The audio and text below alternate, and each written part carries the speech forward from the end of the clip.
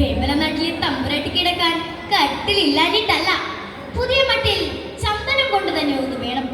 ആനക്കൊമ്പാകണം മേല പിന്നെ ആനമുഖം വേണം കാലുകളിൽ.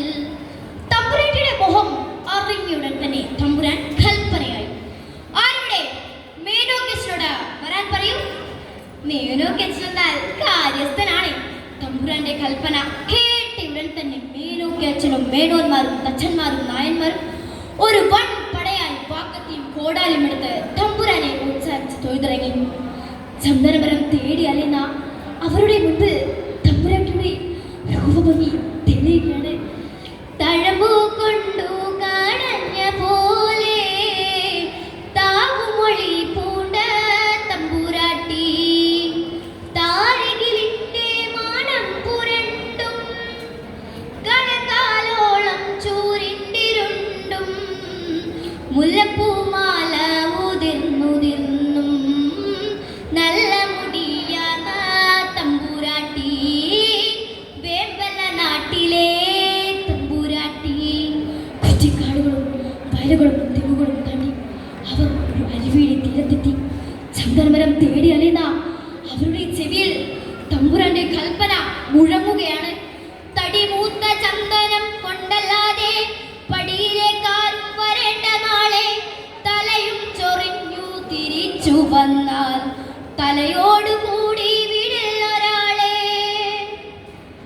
തലയോടുകൂടി വിടില്ലൊരാളെ. നടന്ന് നടന്ന് നേരം ഉച്ചയായി.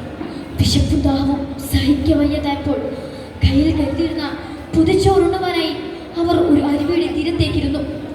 ഭക്ഷണം കഴിക്കുന്നതിനിടയിൽ ഒരാൾ ചോദിച്ചു, അങ്ങോട്ടേക്ക് നോക്കൂ. എന്താണത്? അരുവിതൻ വക്കിൽ കുറച്ചകലത്ത് ഒരു മരം ചന്ദനം തന്നെയല്ലോ. പലമരം കണ്ടു തഴക്കമാർന്ന തലവനാശാരിതൻ ചെന്നു നേരെ ഇടതുകൈ പത്തി വിലങ്ങനെ വച്ച് ഇടതു സ്ഫുരീകം ചുളിച്ചു നോക്കി. ഇല്ല, ചന്ദനം തന്നെ. ഇത് കേട്ട പതി അരുവിയിൽ കൈ കഴുകി എല്ലാവരും ആ ചന്ദനം എടുത്ത് നേരെ കുറിച്ചു. ഒരാൾ ഒരു ചെറുചില്ല കൊത്തിയെടുത്ത് മണത്ത് നോക്കി. ആഹാ, ചന്ദനത്തിന്റെ തണുത്ത ഗന്ധം. അവർ തോർത്ത തലയിൽ കിട്ടി വാക്കത്തെയും കോടാലും എടുത്ത് ആ ചന്ദനം എടുത്ത് നേരെ ആഞ്ഞു വീശിയപ്പോൾ ഒരു ശബ്ദം, ഒരു കരച്ചിൽ.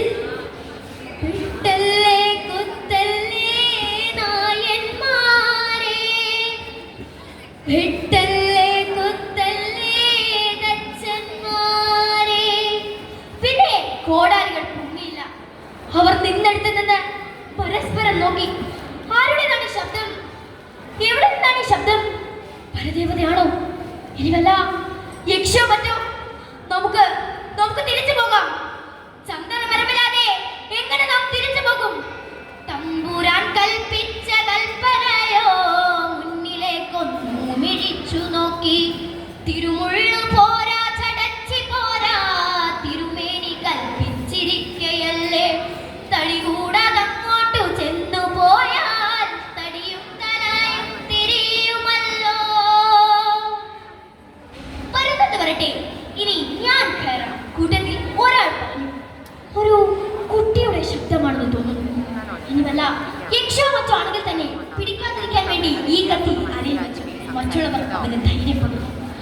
പേടിച്ച് വിറച്ച് നെഞ്ചുടഞ്ഞ് കിടപ്പോടെ ഒരുവിധം അവൻ ആ മരത്തിന് മുകളിൽ കയറി. അവൻ ആ പൊത്തിലേക്ക് ഏന്തി നോക്കി. അവന് തന്നെ കണ്ണുകളെ വിശ്വസിക്കാനായില്ല. കത്യാവു കൊണ്ടു പുതച്ച